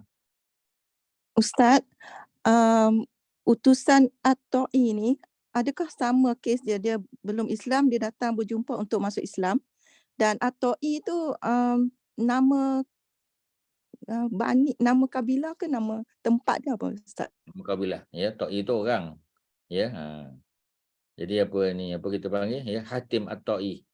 Hatim tu cerita orang Arab Badui, ya, yang pemurah, ya, Hatim At-Ta'i, ya. Jadi dia zaman sebelum Islam. Jadi dia tak masuk Islam lah, tapi dia orang baik, ya. Dia dianggap sebagai zaman fatrah. Zaman fatrah ni mereka tidak ada persoalan lah, sebab Nabi dan Rasul tak ada lagi, ya. Macam kita kata zaman Mekah dulu, zaman mak bapak Nabi, mana ada Nabi Rasul lagi. Jadi keadaan mereka serah pada Allah Subhanahu Wa Taala, ya. Kita tak boleh kata mereka kafir. Kemudian, ya, anak dia Hatim At-Ta'i, nama anak dia Adi bin Hatim. Adi bin Hatim tu yang pakai salib datang jumpa Nabi. Ya, Nabi kata orang Kristian ni, ya, menjadikan padri-padri mereka sebagai Tuhan. Ya, jadi itakhazu ahbarahum ruhbanahum arbaban min dunillah. Ya, ayat yang ke berapa tu? Ya, dalam surah ayat 31 kan, dalam surah At-Taubah. Ya, cerita ketika Adi bin Hatim datang, ya, dia Nasrani. Jadi akhirnya masuk Islam dia. Ya, dia kata kami tak menjadikan Tuhan, tak menjadikan padri kami sebagai Tuhan, dia kata. Nabi kata bukan tu maksud dia. Maksud dia ialah apa yang padri kata halal kamu halalkan, apa yang padri kata haram kamu haramkan. Itu kan kerja Tuhan. Menghalal dan mengharamkan kerja Tuhan. Ya, mengkafirkan orang tu bukan kerja kita, tuan-tuan. Contoh dalam konteks kita sekarang kan. Ya, kita berhukum pada zahir. Ya, kalau tengok Nabi dan Rasul, kita baca dalam Sahih Bukhari, ya, cerita Nabi Muhammad SAW di baling batu. Ya, di baling batu, luka-luka Nabi. Tapi bila malaikat, ya, nak jatuhkan bukit Jabal Abi Qubais, ya, kepada orang Taif, Nabi tak nak, ya. Dan Nabi doakan kebaikan, Nabi doa hidayah. Ya Allahumma hdi qaumi fa innahum la ya'lamun. Ya Allah, beri hidayahlah pada kaum yang buat jahat ke aku ni, bagi hidayahlah pada mereka ya Allah. Fa innahum la ya'lamun, kerana sungguhnya mereka tidak mengetahui aku ni nabi. Ya, dalam hadis lain disebut Allahumma ighfir lahum. Ya Allahumma ighfir li qaumi. Ya Allah, ampunkanlah dosa kaum aku, kerana sungguhnya mereka tidak mengetahui aku ni nabi. Bagi hidayah dan minta ampun dosa mereka. Bukan mengkafirkan tuan. Ya, patutnya datang, ya malaikat datang, ya hempap je lah, elok lah kita kata, sebab mereka menolak agama. Maknanya dakwah kita zaman sekarang ni jauh sangat tuan-tuan. Ya, bila orang tak sama dengan kita je, pemikirannya berbeza je, kita terus hukum. Tak boleh. Sebab kita bukan penghukum, kita bukan qadi, kita bukan judge, kita bukan hakim, kita adalah pendakwah. Ya, ada kitab ya ditulis pada zaman Ikhwan Muslimin ya, Muslim Brotherhood di Mesir. Nahnu du'at la qudat. Nahnu du'at, kami adalah para pendakwah, la qudat, kami bukan hakim mahkamah. Ya, jadi kita bukan nak menghukum orang tuan-tuan. Ya, sebab tu Nabi kita tengok orang datang melaku berzina datang bagi tahu pada Nabi, Nabi paling pada lain. Datang lagi Nabi paling pada lain, sampai 3 kali dia sebut ya. Nabi tanya, mungkin yang kau buat ni bukan zina lagi, mungkin mukaddimah saja. Dia kata, dah ya Rasulullah, memang aku buat. Baru Nabi ambil. Maknanya kalau orang tu tak datang ya, dia bertaubat, dia minta ampun pada Allah ya, maka terlepaslah dia. Ya, hukuman dia di sisi Allah besoklah di akhirat. Maknanya hakim ni tujuan dia bukan untuk menghukum orang. Ya, hakim ni, hatta Nabi dan para sahabat, tujuan ni untuk melepaskan orang daripada buat kesalahan. Kalau dia ada ruang bertaubat, taubat. Ya, tapi zaman kita dah terbalik tuan-tuan. Zaman kita nak menghukum orang aja. Beza je pendapat dengan kita, ya, lain macam je kita pun terus hukum je. Bagi label kat dia. Jauh sangat kita daripada sirah Nabi tuan-tuan. Ya, jauh sangat kita daripada panduan Nabi. Pasal Nabi tak ajar macam tu. Tapi pasal apa kita yang so-called orang alim, yang belajar agama, yang belajar sirah, yang baca kitab dan sebagainya, pasal apa kita tak follow yang tu tuan-tuan? Ya, benda-benda dalam bab hubungan. Sebab tu non-Muslim tak berminat masuk Islam. Di Malaysia ni, minta maaf tuan-tuan ya, kadar kita panggil ya, kadar masuk Islam orang bukan Islam tak tinggi tuan-tuan. Ya, tak tinggi. Tidak seperti mana di barat lah kita tengok. Di barat ni orang masuk berbondong-bondong tuan-tuan. Ya, kerana contoh-contoh teladan, banyak dialog. Ya, kita tengok ya, kita kata pendakwah-pendakwah kita ya, kebanyakannya dialog. Ya, dialog ya, bagi peluang mereka bertanya soalan ya. Kita buat kita panggil ya, perbincangan-perbincangan, sama-sama buat kajian. Cuba tengok. Ya, kita bukan nak cari kemenangan, kita nak cari hujah yang betul. Siapa punya hujah yang betul? Ya, sebab tu Imam Syafi'i kata, kalau aku berhujah, aku lebih suka hujah aku salah, lawan aku betul. Supaya aku boleh ikut dia. Kerana kalau hujah aku betul, lawan aku salah, dia nak ikut susah. Biarlah aku salah supaya aku boleh ikut dia. Sampai peringkat begitu tuan-tuan. Tapi hakikat realitinya kita tak macam tu. Orang tak minat masuk Islam tuan-tuan. Sebab apa? Kita tak bagi contoh teladan yang baik. Ya, Ustaz sebut pada diri sendirilah. Ya, sebab kita punya knowledge agama ni banyak boleh tahan. Tapi kadang kita gagal menyebabkan orang masuk Islam. Tak nampak kita nak rahmat ya. Rasulullah sebagai rahmatan lil alamin tu tak nampak tuan-tuan. Ya, Kak Syima. Saya rasa lah this is my own observation lah. Silakan. Political Ya. Terus. Tak dengar. Tak, political punya kita punya leadership kan, banyakkannya orang Islam yang tak menunjukkan contoh-contoh yang Islamik, yang drives the non-Muslim, membuatkan dia orang tak berminat lah dengan Islam. Betul lah tu. Ya. Jadi sayanglah tuan-tuan, sebab kita punya misi dalam dunia ni misi dakwah. Kita memang hamba Allah, betul. Tapi hamba Allah yang berdakwah mengajak orang lain pun supaya jadi hamba Allah juga. Ya, itu misi kita tuan-tuan. Ya, misi dakwah. Sebab Nabi bila diutus, ya, aku diutus untuk apa? Ya, innama bu'istu li utammima makarimal akhlak. Aku diutus oleh Allah untuk memperelokkan akhlak yang baik. Ya, manusia ni sebahagian dah bagus dah. Tapi kita nak elokkan lagi, nak sempurnakan lagi. Nak ajak dia dekat dengan Allah tuan-tuan. Ya, tetapi yang tu kita kurang buat. Ya, Ustaz pun kritik diri sendirilah sebab kita pun kurang tuan-tuan. Kadang kita dengan non-Muslim tu agak brutal lah ya, agak agresif sangat sampai orang pun nampak macam ni orang Islam. Jadi tak bagus tuan-tuan. Ya, kita adalah duta Islam ya, tapi kadang-kadang kita gagal menunjukkan contoh yang baik. Ini sebagai muhasabah bagi kita semualah tuan-tuan ya. Ustaz sebut ni secara umum saja. Okey tuan-tuan ya, cuba tengok kita kata macam tadi ya. Bila datang kita panggil ya, bila datang kumpulan Abdul Qais tadi, ya. Dia datang. Bila datang dia kata kami duduk di tempat yang memang cuacanya macam itulah. Ya, kami nak kena minum arak. Ya. Maknanya dia minta flexibility. Yang lain tu okey, semayang apa semua okey boleh. Tapi arak tu kalau boleh janganlah diharamkan dulu. Ya, tapi mereka datang pada waktu arak sudah diharamkan. Jadi tak ada flexibility lagi, tak ada tuan-tuan. Ya. Sebab tu Aisyah kata, kalaulah di Mekah antara ayat pertama turun ialah pengharaman arak, orang tak masuk Islam. Ya, hatta Nabi ketika sudah menguasai Mekah, ya macam sekarang ni pada tahun ke-10 ni dah menguasai Mekah dah. Patutnya Nabi kata, aku boleh suruh orang Mekah robohkan Kaabah, bina balik Kaabah macam zaman Nabi Ibrahim. Ya, Kaabah ada 2 pintu. Ya, Kaabah punya Hijr Ismail itu tertutup sekali masuk dalam Kaabah. Tapi Nabi tak buat. Kerana apa? Sebab Nabi bimbang orang Mekah yang baru je masuk Islam akan menyebabkan mereka lari pada agama. Ya, sebab tu basyiru, beri berita gembira. Wala tunafiru, jangan buat orang lari pada Islam. Itu kan kaedah-kaedah dakwah dia tuan-tuan, ya, yang perlu kita faham lah. Itu basic-basic dakwah saja. Mungkin kita tak pandai nak bercakap banyak, ya, tetapi kita boleh tunjuk contoh yang baik, especially ketika jual beli contoh muamalat, ya.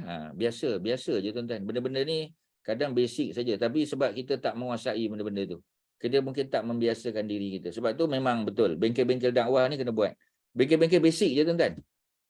Ya, tunjuk basic-basic je. Cara nak bercakap, ya, cara nak tunjuk, nak portray Islam tu secara mudah, bukan dengan ceramah, ya, sahaja, ya. Bukan dengan debat, atau bukan dengan kita panggil, ya, bukan dengan debat yang mengalahkan orang, bukan tu saja. Ya, kita mungkin tak ada kemahiran, ya, dalam bab tu, tapi memberi contoh, bercakap benda-benda yang basic-basic tentang Islam kan.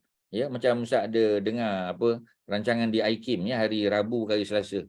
Ya, cerita tentang orang yang baru masuk Islam. Ada cikgu daripada Rawang contoh tuan-tuan. Cikgu India, ya.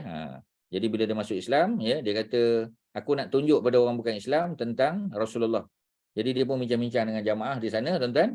Mereka sewa satu kios, ya, macam beli satu table lah dekat Aeon Rawang tu. Ya, Aeon Rawang, ya. Jadi pada hari keputeraan baginda Nabi SAW Maulidul Rasul, dia pun, ya, bagi goodies saja. Buka kaunter, jawab soalan, sebarkan risalah dan bagi gula-gula, bagi coklat dan sebagainya. Orang lalu lalang bagi, bukan jual barang pun, ya. Dan of course yang tu kena ada duit lah. Kalau tak ada duit tak boleh buat kan. Jadi dia pun bagi, orang pun datang, orang Cina, orang India sebagainya. Dia pula memang boleh cakap Tamil, lagi bagus lah.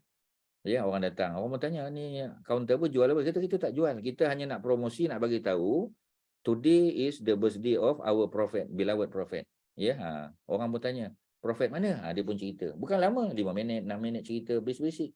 Bagi pamphlet, bagi benda-benda macam tu je tuan-tuan. Ya, dan dibuat setiap tahun. Ya, maknanya orang dah tahu dah. Ya, orang dah looking forward dah. Ya, ni bulan depan atau sebagainya akan ada kaunter dibuka, boleh datang, dapat goodies, dapat apa, ya. Kemudian boleh tanya soalan dan benda tu nampak mesra dan ada orang masuk Islam. Ya, paling kurang pun tuan-tuan, orang kenal Nabi sebagai contoh. Orang tahu, ya, orang Islam ni maknanya orang yang baik, yang mesra, ya, yang penuh dengan rahmat, bukan nak menghentam orang dan sebagainya. Tak nampak ciri-ciri sebab Nabi tak tunjuk benda-benda macam tu tuan-tuan, ya. Sebab tu saya kata subjek sirah ni subjek yang memberi panduan kepada kita macam mana nak berinteraksi dengan muslim dan non muslim tuan-tuan. Ya, even berinteraksi dengan alam. Ya, sebab alam ni adalah makhluk Allah juga. Jangan lupa tuan-tuan. Kita tak boleh main patah-patahkan pokok, tak boleh main petik-petik buah saja. Ya, tak boleh main gali sana, tak boleh main tarah bukit, dia tak boleh tuan-tuan. Ya, sebab kita akan mengubah ekosistem alam. Ya, dan benda-benda macam tu benda-benda basic yang semua orang kena faham. Ya, ini bukan cerita nak baca zikir apa, solat berapa rakaat, ya, ayat Quran mana. Ini bukan, itu tinggi tuan-tuan. Kita cerita benda-benda basic je, benda asas. Ya, dalam dakwah sebagai contoh, ya. Okey, itu kalau Ustaz boleh bagi pendapat, ya, yang mengikut pada realiti semasa lah, ya. Memang itu keadaan kita sekarang. Okey, ya, kalau ada apa lagi silakan. Tuan-tuan ada apa? Kalau ada, kalau tak ada kita masuk. Ya. Ustaz, para utusan ni datang adalah untuk berbai'ah dan menyatakan keislaman pada Nabi. Betul.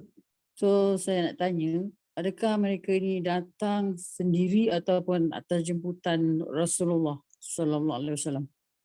Sebenarnya, ya, kebanyakannya datang sendiri, ya, kerana dakwah Nabi itu sudah tersebar, ya. Sebab dulu kita tahu sebelum ada perjanjian Hudaibiyah kan. Hudaibiyah tu perjanjian, dia panggil peace treaty. Perjanjian damai, dia panggil suluh ataupun perjanjian damai ataupun peace treaty antara Nabi daripada Madinah dengan orang-orang Mekah yang selama ni menjadi hardcore lah untuk menghalang dakwah Nabi. Jadi bila dah ada treaty, orang Mekah pun dah ada perjanjian damai dengan Nabi. Jadi tidak ada halangan untuk Nabi berdakwah. Nabi hantar surat-surat ke Raja Parsi, Maharaja Parsi, kepada Rom, kepada gubernur-gubernur di bawah dua-dua empire besar ni. Jadi maknanya cerita tentang kenabian dan dakwah tu sudah tersebar. Jadi mereka ni datang secara sukarela, datang sendiri. Selain daripada dakwah yang Nabi buat melalui para sahabat lah. Dua-dua tu ada. Yang Nabi kita panggil Nabi reach out pun ada, yang mereka datang jumpa Nabi pun ada. Dua-dua ada sebenarnya. Yang lain ada apa? Kak Syimah tu macam nak tanya ke nak bagi pandangan? Pandangan silakan. Just nak share pasal Ustaz sebut Silakan. pasal environment tadi. Ya. Teringat saya pengalaman misi dakwah kita ke South America awal tahun ni dulu. Ya. Salah seorang yang masuk Islam semasa misi itu was a lady. Dia memang mencari satu agama yang menjaga planet. Dia mencari tak. Maknanya dia kita panggil dia apa istilah dia kalau ni NGO yang environment friendly ke ataupun betul. that kind of thing lah, yang jaga environment lah. Jaga planet. In her words, dia kata planet lah.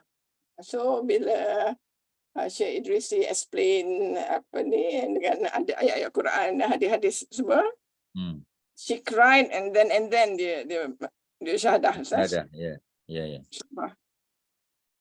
Sebab kalau kita tengok Ustaz tengok kalau kita tengok dialog ke ataupun talk show kan orang barat ni dia memang sebab mereka ni kebanyakannya berminat mereka ni ada pet kan, dia ada anjing, dia ada kucing dan bagi dia suatu benda yang luar biasa Ustaz tengok YouTube seorang penyanyi daripada Indonesia namanya ialah Cakrahan. Mungkin tuan-tuan kenal lah Ustaz kenal Cakrahan ni sebab dia ada buat lagu duet dengan Siti Nurhaliza. Tak ingat nama lagu tu tapi duet tu popular lah. Tuan-tuan boleh YouTube je cari Cakrahan. Tuan-tuan kenal ni, bukan Ustaz seorang je kenal. Kak Syimah kenal Cakrahan? Tak. Kenal maknanya Ustaz lagi advance lah daripada Kak Syimah Jadi tuan-tuan pergi mustahil. Cakrahan tu tahun 80-an dulu. Dia memang dia bukan perempuan, lelaki ni Indonesia ni Oh okey, Cakrahan perempuan. Ini Cakrahan Cakra C-A-K-R-A Han sebab dia ada duet dengan Siti Nurhaliza. Ustaz tak ingat apa nama lagu dia tapi lagu tu kita panggil boleh jual lah memang lama di radio diputar-putarkan. Okey, Cakrahan tu Ustaz nak bagi tahu ni poin penting dia tuan-tuan dia masuk American Got Talent lah AGT kan. Jadi bila kita browse tengok Cakrahan masuk sebab dia ni penyanyi tu, kenal lah, datang Malaysia apa semua sebagainya buat perform kan. Jadi bila dia masuk dia lebih pada publicity je tuan-tuan, bukan nak menang pun. Tapi soalan yang ditanya oleh salah seorang daripada juri tu American Got Talent tu, ditanya, dia kata kalaulah ditakdirkan kau menang American Got Talent ni dapat $1 million apa yang kau akan buat dengan duit tu? Tuan-tuan ingat apa dia jawab tuan-tuan? Dia Cakrahan ni kalau Ustaz tahu dia Muslim lah. Tapi macam mana pegang agamanya kita tak tahulah kan. Kita sangka baik je lah. Dia kata apa? Dia akan buat animal shelter tuan-tuan. Dia akan buat animal shelter. Sebab dia tahu dah orang barat bila sebut animal macam tadilah environmentalist apa kita panggil animal friendly lah apa semua sebagainya. Bila dia buat, dia kata dia nak buat animal shelter, antara yang jawab permulaan adalah Simon apa nama tu, dia punya juri tu Simon Cowell. Simon Cowell Simon pun kata dia kata amazing, memang bagi dia orang yang nak buat animal shelter sedangkan orang tak makan punya banyak tuan-tuan di Afrika tu kita tahu Kak Syimah PMP buat dakwah ke Afrika lagi tahulah maknanya nak bagi tahu orang manusia tak makan bukan makan, tapi orang barat benda-benda macam tu bila kita timbulkan macam tadi Kak Syimah sebut maknanya kalau kita bagi tahu Quran ni cerita tentang kita kena jadi friendly kepada environment. Islam ni ajak manusia buat baik kepada alam ni secara umum. Bukan kepada manusia saja, ya, kepada binatang, kepada apa. Tengok cerita-cerita, ya, orang perempuan yang buat baik, ya, dalam hadis Sahih Muslim dan Sahih Bukhari dan Muslim. Perempuan pelacur yang bertaubat, ya, kemudian nak pergi ke tempat lain untuk bertaubat. Ya, dia nak tinggalkan kerja jahat dia. Dalam perjalanan dia haus, ya, ambil air minum, kemudian nampak anjing, ya, yang sedang kehausan. Ya, sedangkan anjing tu najis mughalazah, apa peduli apa, tuan-tuan. Dia pun makhluk. Ya, dia tanggalkan tudung dia, diikat pada kasut dia, ambil air dan bagi minum kepada anjing tadi. Sehingga Nabi sebut ghufiratlah, diampunkan dosanya. Maknanya buat baik bukan kepada manusia je, buat baik pada binatang. Ya, maknanya nak bagi tahu, kalau cerita-cerita macam ni, ya, ditimbulkan, termasuklah, ya, Ustaz puji jugalah Cakrahan tadi. Sebab dia tak kata bila aku dapat duit nanti aku akan buat ni sekolah apa semua sebagainya. Ya, itu memang biasalah.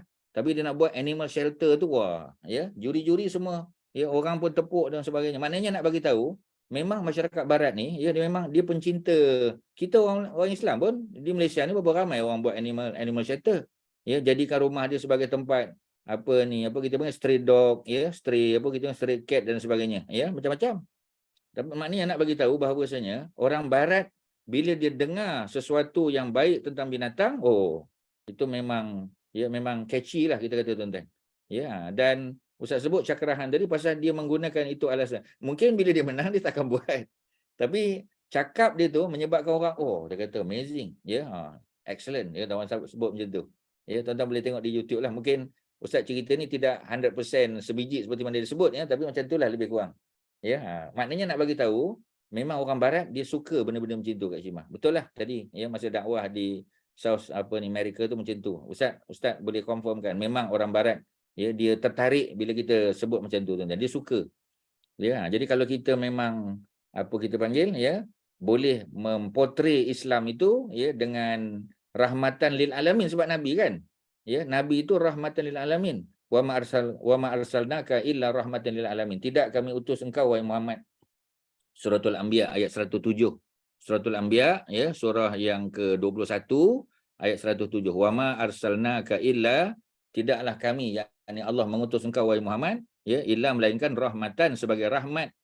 Ya, mesra alam kita panggil, ya, rahmatan, ya, environmental friendly. Lil alamin, untuk seluruh alam ni. Kepada manusia, ya, kepada jin, kepada orang kafir, orang munafik, ya, kepada binatang-binatang, kepada alam, maknanya semua, tuan-tuan. Ya, mesej itu yang Ustaz rasa kurang kita bawa, tuan-tuan. Ya, jadi sebab tu kalau orang Islam boleh bawa benda-benda macam tu, ya, ustaz-ustaz kita boleh cerita lebih tentang alam ni kepada orang bukan Islam, Ustaz rasa mungkin orang Islam akan lebih, ya, akan nampak satu dimensi yang berbeza, ya, terhadap, sebab selama ni kita lebih pada hukum. Kita lebih cerita ni boleh, ni tak boleh, ni halal, ni haram dan sebagainya. Memanglah benda tu penting. Ya, tetapi ada benda-benda lain yang bersifat akhlak dan adab tu yang perlu kita tonjolkan. Tuan-tuan, itulah, ya, kalau Ustaz boleh detailkan. Okey, ya, kita masuk, ya, tajuk yang satu lagi, kedatangan utusan Kindah. Ya, Bani Kindah, tuan-tuan, ya. Ini pun kabilah-kabilah Badui juga. Rombongan ini disertai oleh Al-Ash'as bin Qais. Dia seorang pemuka maknanya pemimpin, dan ditaati oleh kaum dia. Apabila berjumpa dengan Nabi, mereka menyembunyikan sesuatu daripada Rasulullah. Ya, lalu berkata, beritahu kami apakah yang kami sembunyikan. Ya, apakah yang kami sembunyikan. Maknanya dia nak tanya, nak test Nabi, nak tengok betul ke Nabi ni tahu benda-benda yang gaib. Ya, baginda menjawab, Maha Suci Allah, hanya tukang tilik yang melakukan perkara itu, Nabi jawab. Ya, nak kata ni Tok Bomoh ni, Tok Pawang, tukang tilik yang buat ni, ya, ahli nujum. Ya. Kemudian sesungguhnya tukang tilik dan orang yang meminta ditilik akan dimasukkan ke dalam neraka. Nabi jawab macam tu. Ya, sebab kita tahu tukang tilik ni, tuan-tuan, dipanggil kahin. Kaf, alif, ha, nun. Kaf, alif, ha, simpul, nun. Kahin. Apa makna kahin? Kahin ni makna orang yang menilik, meramal. Contoh, kita hilang barang, kita jumpa dengan seorang bomoh. Kita kata Tok Bomoh, ya, saya punya barang hilang. Ya, boleh tak tolong tengok kan? Ya. Sebenarnya kahin ni, tuan-tuan, pawang bomoh ni, kita datang bertemu dia saja 40 hari 40 malam solat Allah tak terima. Baru datang jumpa, belum kita konsak dia lagi. Kita baru datang je, baru bayar apa kita panggil, bayar yuran pendaftaran, registration fee baru bayar. Pun sembahyang kita 40 hari 40 malam Allah tak terima. Sembahyang kena sembahyang, tapi Allah tak bagi pahala. Ya. Jadi maknanya apa kita panggil arba'in lailatan, 40 malam. Maknanya 40 malam 40 siang lah. Itu belum tanya lagi. Ya, kalau kita tanya dan kita percaya, mana kita telah mengingkari syariat Nabi Muhammad sallallahu alaihi wasallam. Besar tu tuan-tuan, ya, bukan main-main. Jadi Nabi kata ini cuma cerita. Ya, cerita ahli nujum, ahli tilik ni, ini semua cerita yang akan dimasuk dalam neraka. Kerana baginda berkata sesungguhnya Allah mengutusku untuk membawa kebenaran dan menurunkan kepadaku Al-Quran yang tidak mempunyai sebarang kebatilan. Quran ni tidak ada yang batil. Ya, Quran ni semua benar. Ya, tidak ada apa kita panggil, ya. Tidak ada zalikal kitab la raiba fih. Tidak ada keraguan di dalamnya. Hudan lil muttaqin, petunjuk bagi orang bertakwa. Mereka berkata, perdengarkan kepada kami Al-Quran. Dia nak dengar. Ya, Rasulullah pun membacakan kepada mereka surah As-Saffat daripada ayat 1 sampai ayat 5. Auzubillahi minasyaitonirrajim. Was-saffati saffa. Ya, demi hamba-hambaku yang berbaris. Saf, kita tahu saf berbaris. Ya, dengan berderet-deret, ya, keadaannya. Kemudian fazajirati zajra. Ya, hamba-hambaku yang melarang kejahatan dengan bersungguh-sungguh. Jadi maknanya kita halang sesuatu kejahatan dengan bersungguh-sungguh. Maknanya kita usahakan betul-betul. Ya, mungkin peringkat awal kita belum berjaya, tapi sikit-sikit lah tuan-tuan. Apa yang kita tak mampu buat semua, jangan tinggalkan semua. Kita mampu buat apa juga contoh. Ya, sebagai Muslim pun sama juga. Ya, mungkin kita tak boleh menghalang semua orang untuk buat semua kejahatan, tapi sikit-sikit boleh tak? Ya, paling kurang kita kurangi. Ya, sebab tu paling kurang orang tu, ya, antara benda berat yang menghadapi cabaran, ya, dihadapi cabaran oleh orang bukan Islam, tuan-tuan. Minum arak, makan babi, ya, memang payah. Ya, kita tanya pada brother Firdaus Wong sebagai contoh. Ya, Ustaz ada satu dia punya bengkel dakwah, ya, di masjid ya, di Masjid Al-Ghazali ke apa, di masjid mana tu namanya, ya, dekat area inilah, ya, dekat area pinggiran Kuala Lumpur ni. Manjalara. Bukan, ya. Masjid apa nama dia, ya. Masjid Asy-Syafi'i rasanya, ya. Masjid Imam Asy-Syafi'i. Ya, di somewhere dekat itulah, dekat Jalan Kelang Lama tu, ya.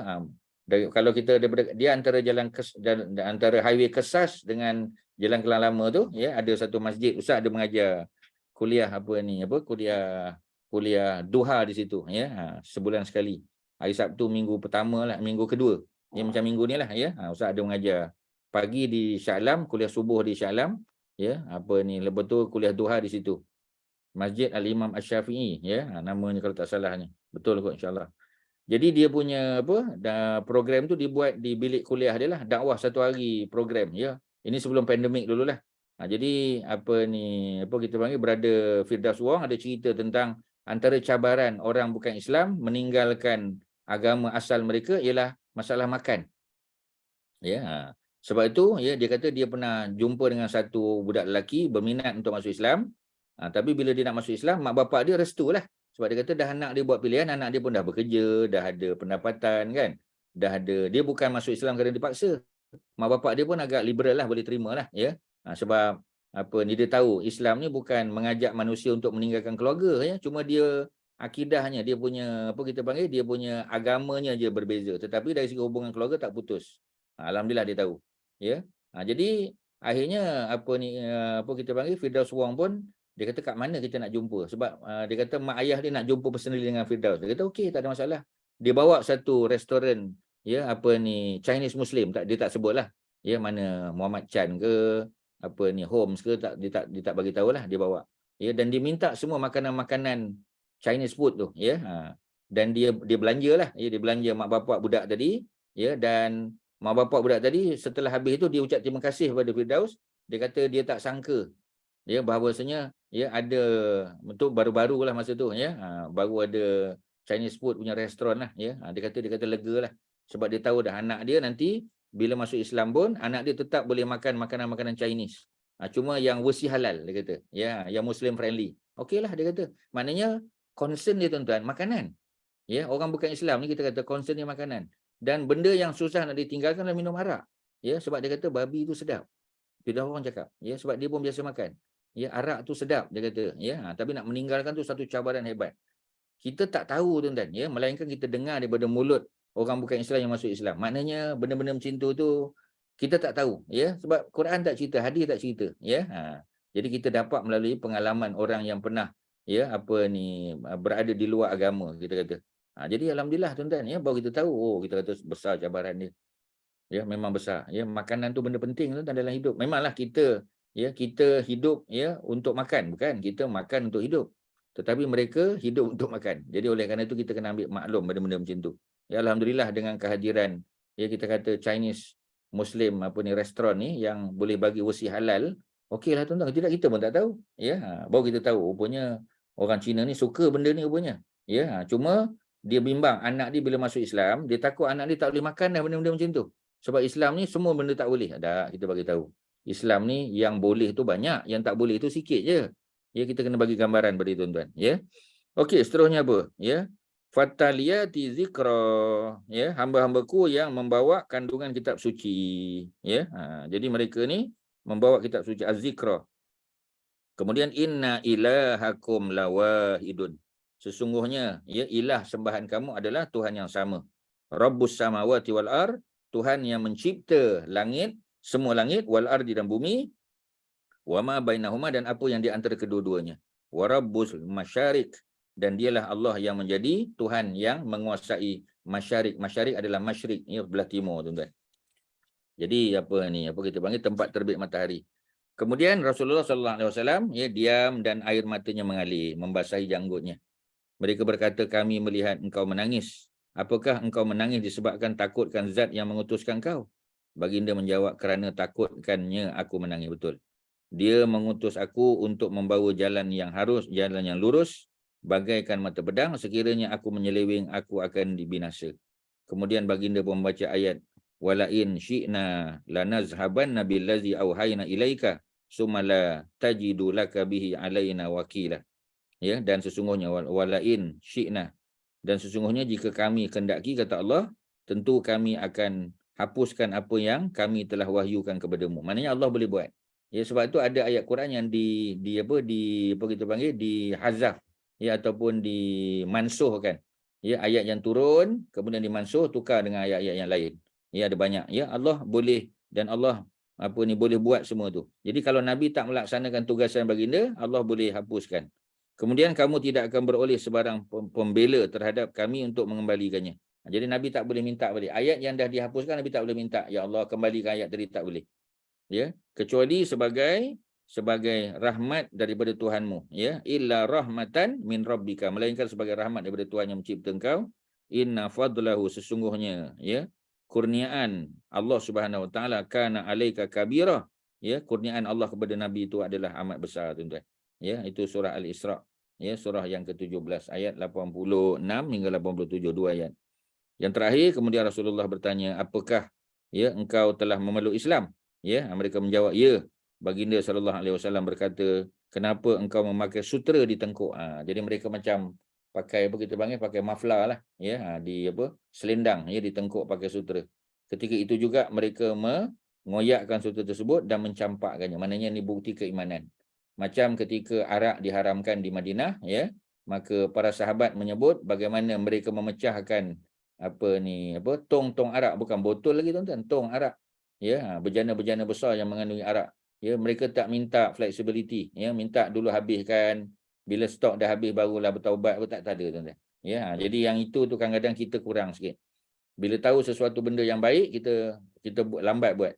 Ya, macam orang ajar kita, ni zikir ni kena baca ni, ya, kita kata tapi saya dah baca benda-benda lain ustaz, ya, benda ni tak biasa dengar pun. Macam contoh kan, ya, kita ajar orang, ya, waktu rukuk dan waktu sujud Nabi ada baca, ya, tasbih, ya, tahmid dan juga istighfar.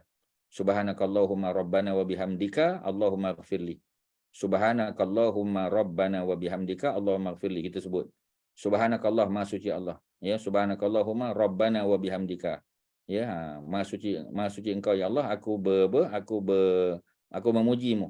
Ya, Allah maghfirli, dan ampunkanlah dosa aku. Jadi kita kata riwayat banyak riwayat menyebut, ya, Nabi terutamanya ketika hujung usia baginda, Nabi memperbanyakkan doa ni ketika rukuk dan sujud, bukan rukuk je, bukan sujud je, dua-dua. Ya, Allah subhanakallahumma rabbana wa bihamdika, ya, Allahumma ighfirli. Sebab dia menggabungkan tasbih, tahmid, puji Allah dan juga istighfar. Ya, Nabi banyakkan baca. Jadi kita pun bagi cadangan pada orang, ya. Kita kata ni Nabi biasa baca ni dalam kitab sahih sebut ni, ya. Jadi bila kita dapat benda-benda macam tu tuan-tuan, kita terus grab dan kita, ya Allah, aku nak baca benda ni. Mungkin aku belum hafal tapi ulang balik, ulang balik, lama-lama dapat dan kita amal terus tuan-tuan. Jangan tunggu-tunggu. Kita kata tak apalah, yang saya baca ni pun dah bagus, ya. Memang yang kita baca pun dah bagus. Ya, tetapi kita nak, ya, apa yang Nabi amal tu kalau boleh walaupun sekali seumur hidup kita nak buat. Kita kena ada awareness, kesedaran macam tu tuan-tuan, ya. Dan insya-Allah Allah akan bagi. Ya, tapi kalau kita tidak bersungguh, sebab agama ni tuan-tuan, kalau kita bersungguh kita dapat. Ya, ilmu ke, mengaji Quran, mengaji hadis, mengaji apa-apalah, ya. Kalau kita bersungguh, ya Allah, aku nak menguasai ilmu ni, aku nak faham, ya Allah. Aku nak kalau boleh bila aku datang kelas, aku dengar, ya, aku dapat. Ya, walaupun tak 100% tapi majoriti daripada apa yang dia ajar tu aku nak dapat. Ya, aku nak salin, aku nak ulang, aku nak menguasai, aku nak ajar pada orang lain. Kalau niat kita macam tu tuan-tuan, Allah akan mudahkan, percayalah tuan-tuan. Ya, sebab dalam hidup ni kita bila belajar, kita ada satu keyakinan, kalau aku faham, aku akan cerita pula pada orang lain, aku akan sampaikan. Paling kurang kepada keluarga terdekat. Kalau begitulah kita punya niat dan apa kita panggil intention, insya-Allah Allah akan mudahkan tuan-tuan. Okey, ya, Ustaz nak berhenti kat sini. Melainkan tuan-tuan ada soalan, silakan sebelum kita tamat. Ada apa? Kak Syima, ada apa? PMP? Ya, ada announcement. Silakan. Apa ni, kita sekarang ada buat derma kilat untuk seorang pelajar PhD. Dia ni daripada warga Amerika Selatan jugalah. Berkahwin dengan orang Melayu, anak 4, tetapi telah ditinggalkan oleh ayah pada budak-budak ni, suami ni. Dan berada di luar negara, bukan di Malaysia. Jadi dia perlukan visa. Alhamdulillah kita dah dapat sumbangan untuk visa. Tapi untuk dia punya tuition fee untuk PhD dia itulah, dia perlukan lebih kurang 9,000 lebih lah. Jadi kalau siapa nak bayar zakat, bolehlah untuk tujuan ni. So boleh hubungi saya ataupun Syikin, insya-Allah. Ya, Terima kasih. ya. Dia belajar di luar negara lah, bukan di sini lah. Tak, dia akan belajar di UIA, insya-Allah. Dia kena datang Malaysia minggu depan. Insya-Allah. Ya, ya. So itu sebabnya kita nak bantu, sebab minggu depan dia kena bayar tu 15 bulan, insya-Allah. Jadi ada apa tadi, Kak Mariatun yang nak bantu dan siapa-siapa saja boleh hubungi inilah. Dia ada dekat chat tu ada minta nombor, nanti mungkin pihak PMP boleh berhubung teruslah dengan sahabat kita termasuk Kak Mariatun. Terima kasih banyak pada semua, ya, pada PMP dan juga para penyumbang kita dan tuan-tuan dan puan-puan yang selalu hadir program kita. InsyaAllah, ya, yang tak sempat boleh tengok baliklah. Ya, ada banyak benda yang boleh kita ambil manfaat. Wassallallahu ala Sayyidina Muhammadin wa ala alihi wa sahbihi wasallam. Alhamdulillah alamin. Assalamualaikum warahmatullahi wabarakatuh. Terima kasih Ustaz. Terima kasih Ustaz. Sama-sama.